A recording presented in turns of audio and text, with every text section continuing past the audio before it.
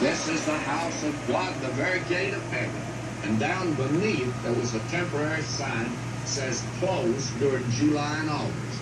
So the gate of heaven was closed there during July and August. Well, God's trees, the leaf shall not wither, but whatsoever he does, it'll prosper. Now, God promised material blessings to his people back in the Old Testament, but today, he doesn't necessarily do that.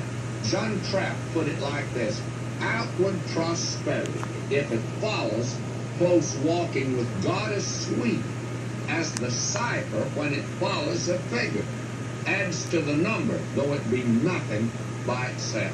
Now finally you have the permanency of the blessed man. Notice the insecurity. The ungodly are not so.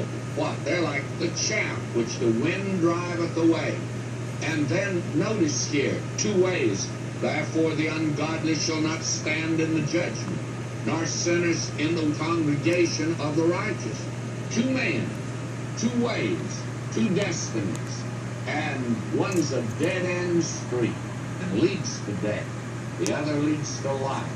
God makes the difference, and he says what's right and wrong. We're living in a day that's not sure.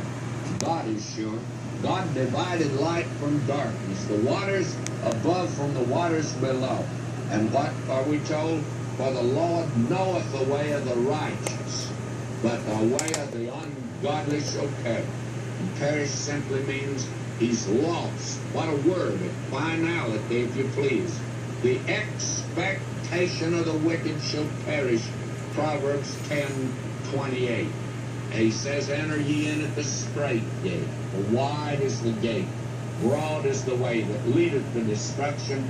Many there be which go in thereat, because strait is the gate, and narrow is the way which leadeth unto life, and few there be that find it. And the wide, broad way is like a funnel, but you come in at the big end, but it gets narrower and narrower, and finally leads to death.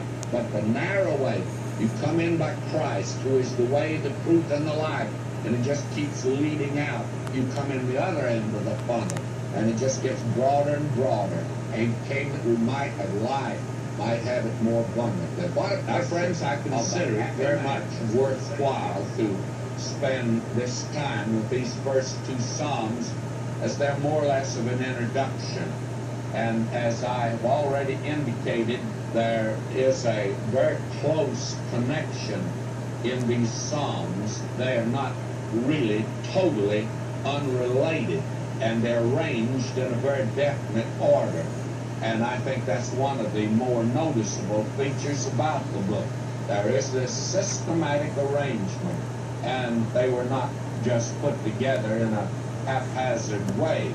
And in the first Psalm here, why, actually what we have is the perfect man and the happy man. That's the last Adam, the Lord Jesus.